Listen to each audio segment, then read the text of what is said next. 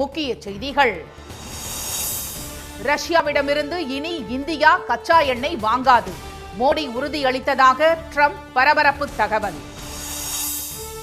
பீகாரில் தொகுதி பங்கீடு முடிந்தும் பாஜக கூட்டணியில் சலசலப்பு. சிராக் பஸ்வான் கேட்ட 5 தொகுதிகளுக்கு வேட்பாளர்களை அறிவித்தார் நிதிஷ்குமார். ஜப்பானின் ஹிட்டாச்சி நிறுவனம் தமிழ்நாட்டில் 2000 கோடி ரூபாய் முதலீடு. ஸ்டாலின் முன்னிலையில் புரிந்துணர்வு ஒப்பந்தம் கையெழுத்தானது. தீபாவளி சிறப்பு பேருந்துகள் இன்று முதல் இயக்கம். ஆம்னி பேருந்துகள் அதிக கட்டணம் வசூலித்தால் புகார் தெரிவிக்க தொலைபேசி எண் வெளியீடு. தமிழ்நாட்டில் இன்று தொடங்குகிறது வடகிழக்கு பருவமழை. 22 மாவட்டங்களில் கனமழைக்கு வாய்ப்பு.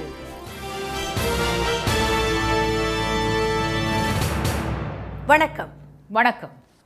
ரஷ்யாவிடமிருந்து கச்சா எண்ணெய் வாங்க மாட்டோம் என்று பிரதமர் திரு மோடி தனக்கு உறுதியளித்திருப்பதாக அமெரிக்க அதிபர் ட்ரம்ப் கூறியிருப்பது பரபரப்பை ஏற்படுத்தியுள்ளது.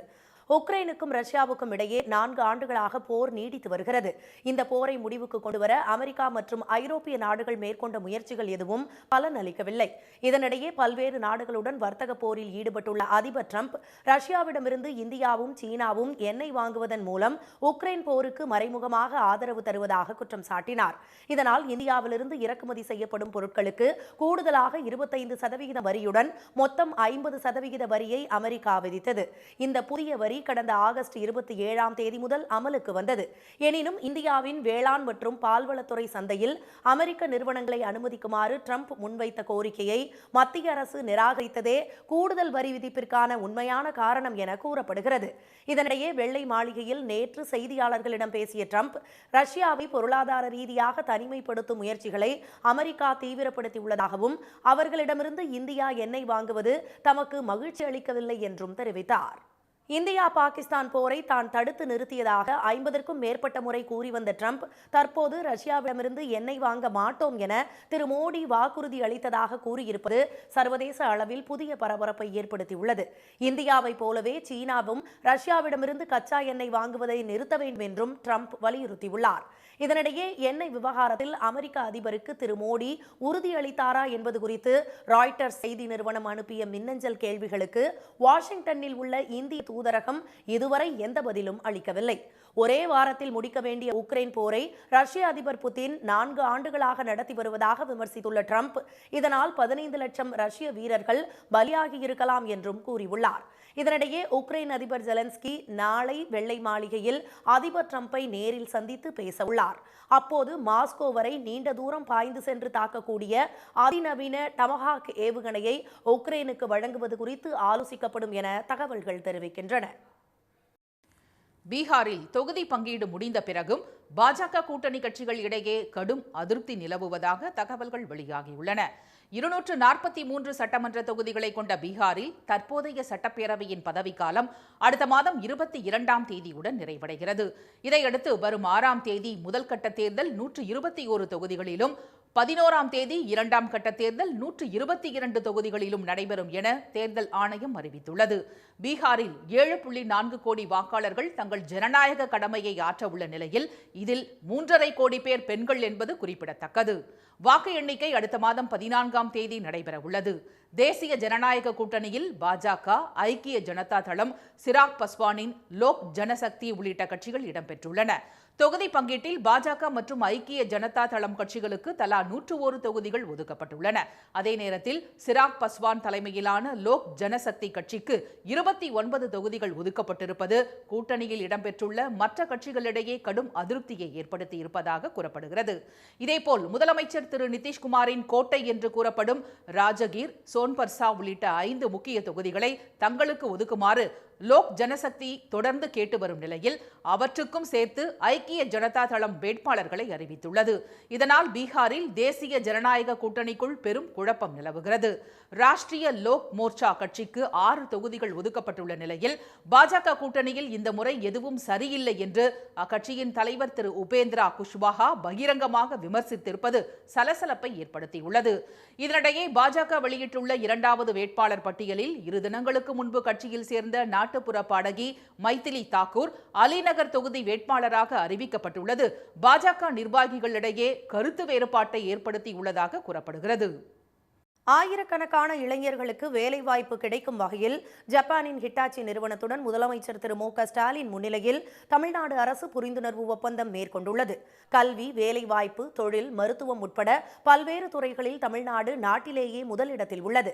இந்நிலையில் மாநில தொழில் மற்றும் வர்த்தகத்துறை சார்பில் புதிய வேலைவாய்ப்புகளை உருவாக்கும் வகையில் சென்னை போரூரில் உள்ள ஹிட்டாச்சி எனர்ஜி நிறுவனத்துடன் புரிந்துணர்வு ஒப்பந்தம் மேற்கொள்ளப்பட்டது.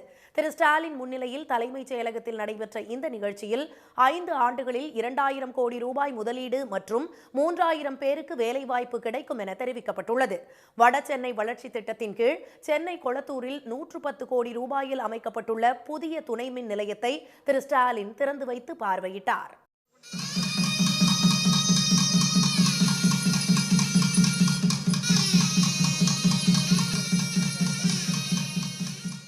கொளத்தூர் துணை மின் நிலையம் மூலம் 3.5 லட்சம் குடியிருப்பு மற்றும் 1.5 லட்சம் வணிக பயன்பாட்டிற்கும் 50,000 தொழில் நிறுவனங்களுக்கும் மின்சாரம் வழங்க முடியும் என தெரிவிக்கப்பட்டுள்ளது.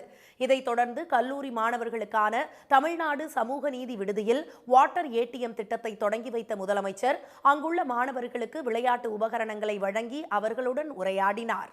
300 ட்ரோன்கள் கொண்டு நடத்தப்பட்ட ஷோவையும் திரு ஸ்டாலின் பார்வையிட்டார். இந்த ட்ரோன் ஷோவில் முதலமைச்சரின் உருவப்படமும் மின்சார வாரியத்தின் சின்னங்களும் காட்சிப்படுத்தப்பட்டன. தீபாவளிக்கு சொந்த ஊருக்கு செல்ல 2 லட்சம் பேர் அரசு பேருந்துகளில் முன்பதிவு செய்துள்ள நிலையில் அவர்களது வசதிக்காக இன்று முதல் சிறப்பு பேருந்துகள் இயக்கப்படுகின்றன. வரும் 20ஆம் தேதி தீபாவளி பண்டிகை கொண்டாடப்பட உள்ளது. இதையொட்டி ஜவுளி, பட்டாசு விற்பனை களை கட்டியுள்ளது. தீபாவளி பண்டிகைக்கு முந்தைய 2 நாட்களும் விடுமுறை என்பதால் பெரும்பாலானோர் நாளை சொந்த ஊருக்கு செல்ல திட்டமிட்டுள்ளனர். இதையடுத்து தமிழக அரசு சார்பில் இன்று முதலே சிறப்பு பேருந்துகள் இயக்கப்படுகின்றன.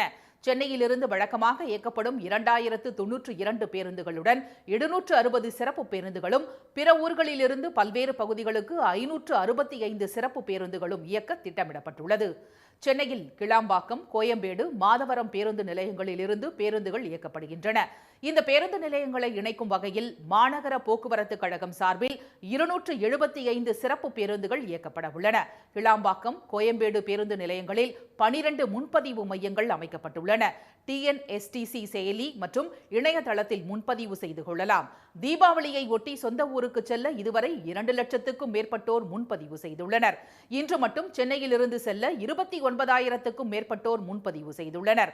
அரசு பேருந்துகளில் மக்கள் இடையூறு இன்றி பயணிக்கும் வகையில் விரைவு போக்குவரத்து கழகம் சார்பில் 10க்கும் மேற்பட்ட குழுக்கள் அமைக்கப்பட்டு நெடுஞ்சாலைகளில் ரோந்து பணிகளில் ஈடுபடுகின்றன. இவை பேருந்து இயக்கத்தை கண்காணிப்பதுடன் பிரேக் டவுன் போன்ற அவசர காலங்களில் தேவையான உதவிகளையும் செய்யும். இதற்கிடையே நெரிசலை தவிர்க்க சென்னையிலிருந்து தென் மாவட்டங்களுக்கு செல்வோர் கிழக்கு கடற்கரை சாலை வழியாக செல்ல அறிவுறுத்தப்பட்டுள்ளனர்.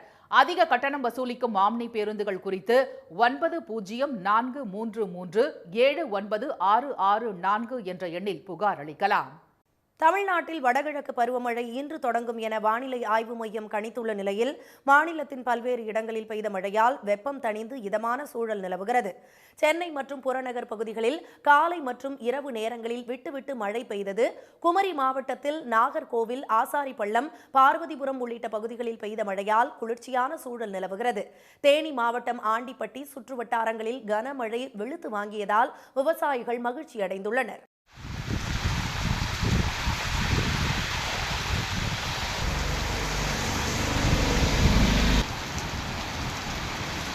விருதுநகர் மாவட்டம் சிவகாசியில் கனமழை பெய்ததால் வாகன ஓட்டிகள் சாலைகளில் முகப்பு விளக்குகளை எரியவிட்டபடி சென்றனர். சிந்துராஜபுரம், வெம்பக்கோட்டை, கோணம்பட்டி, மீனம்பட்டி, திருத்தங்கல் உள்ளிட்ட பகுதிகளில் பெய்த மழையால் பட்டாசு வியாபாரம் பாதிக்கப்பட்டதால் வணிகர்கள் கவலையடைந்துள்ளனர். தென்காசி மாவட்டம் புளியங்குடி, சங்கரன் கோவில், வாசுதேவநல்லூர் பகுதிகளில் 1 மணி நேரத்திற்கும் மேலாக பெய்த கனமழையால் சாலையின் தாழ்வான இடங்களில் மழைநீர் பெருக்கெடுத்தது. மதுரை மாவட்டம் திருமங்கலம் சுற்றுவட்டார பகுதிகளில் 30 நிமிடங்களுக்கு மேலாக மழை கொட்டி தீர்த்தது. வாகைக்குளம் கிராமத்தில் கொட்டிய கனமழையால் அங்குள்ள விளைநிலங்களில் மழைநீர் குளம் போல தேங்கியது.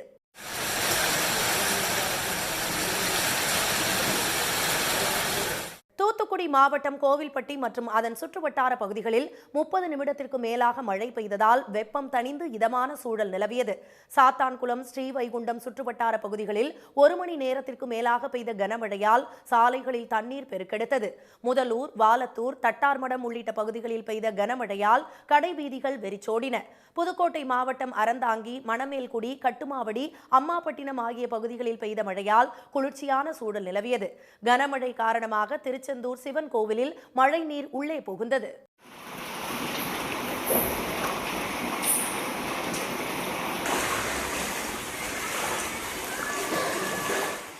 இதனிடையே தேனி, தென்காசி, நெல்லை, ராமநாதபுரம் மாவட்டங்களில் இன்று மிக கனமழை பெய்ய வாய்ப்புள்ளதாக சென்னை வானிலை ஆய்வு மையம் தெரிவித்துள்ளது. சென்னை, திருவள்ளூர், காஞ்சிபுரம், செங்கல்பட்டு உட்பட 22 மாவட்டங்களில் கனமழைக்கு வாய்ப்புள்ளதாக ஆய்வு மையம் கணித்துள்ளது. சாலை ஓரங்களில் தற்காலிகமாக கொடிக்கம்பங்கள் வைக்க ஒரு கம்பத்துக்கு 1000 ரூபாய் வசூலிக்கும்படி தமிழக அரசுக்கு சென்னை உயர்நீதிமன்றம் அறிவுறுத்தியுள்ளது. தமிழகம் முழுவதும் பொது இடங்கள், மாநில, தேசிய நெடுஞ்சாலைகள், உள்ளாட்சிக்கு சொந்தமான இடங்களில் அனுமதியின்றி வைக்கப்பட்டுள்ள அரசியல் கட்சிகள், சாதி மத அமைப்புகள் மற்றும் சங்கங்களின் கொடிக்கம்பங்களை கடந்த ஏப்ரல் மாதத்துக்குள் அகற்ற உயர்நீதிமன்ற மதுரை அமர்வு ஜனவரி மாதம் உத்தரவிட்டிருந்தது. அதன் அடிப்படையில் அரசியல் கட்சிகள் மற்றும் அமைப்புகளின் சார்பில் நடத்தப்படும் நிகழ்ச்சிகளுக்காக கொடிக்கம்பங்கள் அமைக்கும் போது சாலையில் தார்கள் மீதும் சாலை நடுவில் உள்ள சென்டர் மீடியன் பகுதிகளில் கொடிக்கம்பங்கள் அமைக்கக்கூடாது, 3 நாட்களுக்கு மேல் கொடிக்கம்பங்களை வைத்திருக்க கூடாது என்பன உள்ளிட்ட வழிகாட்டு விதிமுறைகளை அரசு வகுத்தது. இந்நிலையில் இந்த வழக்கு நீதிபதி திரு ஜி.கே. இளந்தரையன் முன் நேற்று மீண்டும் விசாரணைக்கு வந்தபோது தமிழக அரசு தரப்பில் ஆஜரான வழக்கறிஞர் கொடிக்கம்பங்களை அமைப்பது தொடர்பாக அரசாணையும் வழிகாட்டு விதிமுறைகளும் பின்பற்றப்பட்டு வருவதாக தெரிவித்தார். ஆனால் அதனை நிராகரித்த நீதிபதி அரசியல் கட்சி கூட்டங்களுக்கு சாலை சென்டர் மீடியன்களில் தற்காலிகமாக கொடிக்கம்பங்கள் அமைக்கப்படுவதாகவும் அனுமதியின்றி கொடிக்கம்பங்கள் வைப்போருக்கு எதிராக எந்த நடவடிக்கையும் எடுக்கப்படுவதில்லை என அதிருப்தி தெரிவித்தார். சாலை ஓரங்களில் கொடிக்கம்பங்கள் வைக்க அனுமதி கேட்பவர்களிடம் ஒரு கொடிக்கு 1000 ரூபாய் வசூலிக்க அறிவுறுத்திய நீதிபதி இது அரசுக்கு வருவாயை ஈட்டிக் கொடுக்கும் என சுட்டிக்காட்டினார். கொடிக்கம்பங்கள் அமைப்பது தொடர்பான விதிகளை கண்டிப்புடன் பின்பற்ற வேண்டும் என அனைத்து துறை தலைவர்களுக்கும் சுற்றறிக்கை பிறப்பிக்க தலைமைச் செயலாளருக்கும் டிஜிபிக்கும் உத்தரவிட்ட நீதிபதி அனுமதியின்றி தற்காலிகமாக கொடிக்கம்பங்கள் வைத்தவர்களுக்கு எதிராக நடவடிக்கை எடுக்காத அதிகாரிகளுக்கு எதிராக துறை ரீதியான நடவடிக்கை எடுக்க உத்தரவிட்டு விசாரணையை ஒத்திவைத்தார். தீபாவளி பட்டாசு விற்பனை இந்த முறை மகிழ்ச்சிகரமாக இல்லை என்று சிவகாசி பட்டாசு உற்பத்தியாளர்கள் மற்றும் விற்பனையாளர்கள் கவலை தெரிவித்துள்ளனர். பட்டாசு தொழிலுக்கு எதிராக வழக்கு உச்சநீதிமன்றத்தில் நிலுவையில் உள்ள நிலையில் நடப்பாண்டின் ஆரம்பம் முதலே பட்டாசு தொழில் பல்வேறு சிக்கல்களை சந்தித்து வந்ததாக அவர்கள் கூறினர். மேலும் தொடர் விபத்துகள், அதிகாரிகளின் ஆய்வு பணி, தொழிற்சாலைகளின் உரிமம் ரத்து ஆகியவற்றினால் பட்டாசு உற்பத்தி மிகுந்த சிரமத்திற்கு உள்ளாகியது. சீசன் காலகட்டத்தில் கூட வட மாநிலத்தவர்கள் தங்களது தேவைக்கான பட்டாசு கொள்முதல் செய்ய வரவில்லை. தீபாவளி பண்டிகை நெருங்கியுள்ள நிலையில் தங்கள் மாநிலத்திலும் பட்டாசுக்கு தடை வருமோ என்ற அச்சமே இதற்கு காரணம் என கூறப்படுகிறது.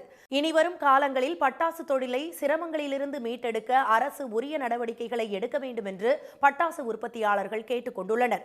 பட்டாசு தொழிலுக்கு தனி வாரியம் அமைக்க வேண்டும் என்றும் அவர்கள் கோரிக்கை விடுத்துள்ளனர். தீபாவளி பண்டிகையை ஒட்டி வசூல் வேட்டை நடந்ததாக எழுந்த புகாரில் தமிழ்நாடு முழுவதும் அரசு அலுவலகங்களில் லஞ்ச ஒழிப்பு துறையினர் நடத்திய அதிரடி சோதனையில் கணக்கில் வராத கட்டுக்கட்டான பணம், பரிசு பொருட்கள் பறிமுதல் செய்யப்பட்டது.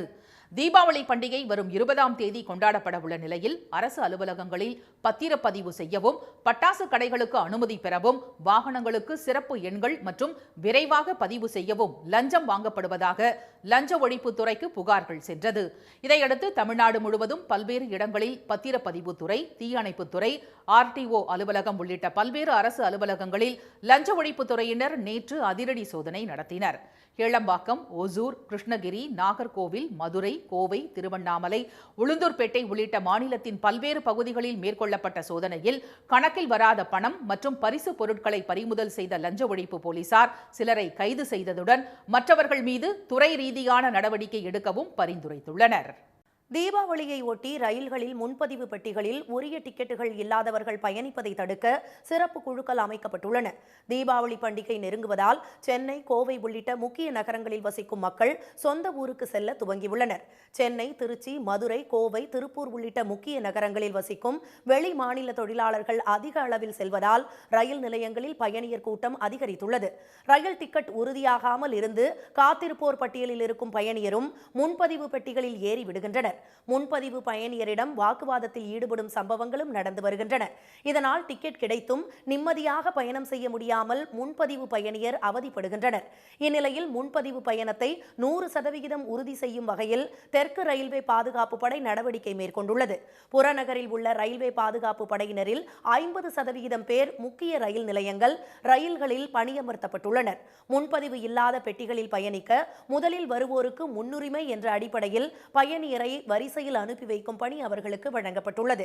சென்னை, கோவை, பெங்களூரு, எழும்பூர், திருச்சி, மதுரை, திருநெல்வேலி வழித்தடங்களில் செல்லும் ரயில்களில் ரயில்வே பாதுகாப்பு படை குழுவினர் சோதனை நடத்துவர் என்று கூறிய அதிகாரிகள் முன்பதிவு இல்லாத பெட்டிகளை ஆக்கிரமிக்கும் மற்ற பயணியரை கண்டறிந்து அபராதம் விதிக்கப்படும் என்று எச்சரித்தனர். தெற்கு ரயில்வேயில் 50 சிறப்பு குழுக்களை அமைக்கப்பட்டிருப்பதாக கூறிய அதிகாரிகள் ஒவ்வொரு குழுவிலும் டிக்கெட் பரிசோதகர்கள், ரயில்வே பாதுகாப்பு படையினர், ரயில்வே போலீசாரும் இருப்பர் என்று கூறினர். இவர்கள் சென்னையில் சென்ட்ரல், எழும்பூர், தாம்பரம் மற்றும் திருச்சி, மதுரை, திருநெல்வேலி, கோவை, மங்களூரு, திருவனந்தபுரம், பாலக்காடு உள்ளிட்ட முக்கிய ரயில் நிலையங்கள் மற்றும் விரைவு ரயில்களில் திடீரென ஏறி சோதனை நடத்துவார்கள் என்று தெரிவித்த அவர்கள் முன்பதிவு பெட்டிகளில் உரிய டிக்கெட் இல்லாமல் பயணிப்போரிடம் 1000 ரூபாய் வரை அபராதம் வசூலிக்கப்படும் என்றனர். மேற்கிந்திய தீவுகளுக்கு எதிரான டெஸ்ட் கிரிக்கெட் தொடர் முடிவடைந்த கையோடு ஆஸ்திரேலியாவுக்கு சுற்றுப்பயணம் மேற்கொண்டுள்ள இந்திய அணி 3 ஒருநாள் போட்டிகள் மற்றும் 5 T20 போட்டிகள் கொண்ட தொடரில் பங்கேற்க உள்ளது. இதில் இரு அணிகளுக்கும் இடையேயான முதலாவது ஒருநாள் கிரிக்கெட் போட்டி பெர்த்தில் வரும் 19ஆம் தேதி தொடங்குகிறது. இந்த தொடரில் பங்கேற்பதற்காக சுப்மன் கில் தலைமையிலான இந்திய அணி வீரர்கள் டெல்லியிலிருந்து ஆஸ்திரேலியாவுக்கு புறப்பட்டுச் சென்றனர். இது தொடர்பான வீடியோ சமூக வலைதளங்களில் வைரல் ஆகியுள்ளது. சீனியர் வீரர்கள் ரோஹித் சர்மா, விராட் கோலி இருவரும் 7 மாதங்களுக்கு பிறகு களம் காணும் ஆஸ்திரேலியாவுக்கு எதிரான தொடர் ரசிகர்கள் மத்தியில் எதிர்பார்ப்பை ஏற்படுத்தியுள்ளது. மீண்டும் முக்கிய செய்திகள். ரஷ்யாவிடமிருந்து கச்சா எண்ணெய் வாங்க மாட்டோம் என்று மோடி தனக்கு உறுதி அளித்திருப்பதாக ட்ரம்ப் கூறியிருப்பது பரபரப்பை ஏற்படுத்தியுள்ளது. பீகாரில் தொகுதி பங்கீடு முடிந்த பிறகும் பாஜக கூட்டணி கட்சிகளிடையே கடும் அதிருப்தி நிலவுவதாக தகவல்கள் வெளியாகியுள்ளன. கனமழை காரணமாக நெல்லை, தூத்துக்குடி, தென்காசி மாவட்டங்களில் இன்று பள்ளிகளுக்கு விடுமுறை அறிவிக்கப்பட்டுள்ளது. இத்துடன் இந்த செய்திகள் நிறைவடைந்தன. மீண்டும் சன் டிவியில் செய்திகள் மாலை 6 மணிக்கு. செய்திகளை உடனுக்குடன் தெரிந்து கொள்ள QR கோடை ஸ்கேன் செய்து சன் நியூஸ் வாட்ஸ்அப் சேனலில் இணைந்திருங்கள். வணக்கம். வணக்கம்.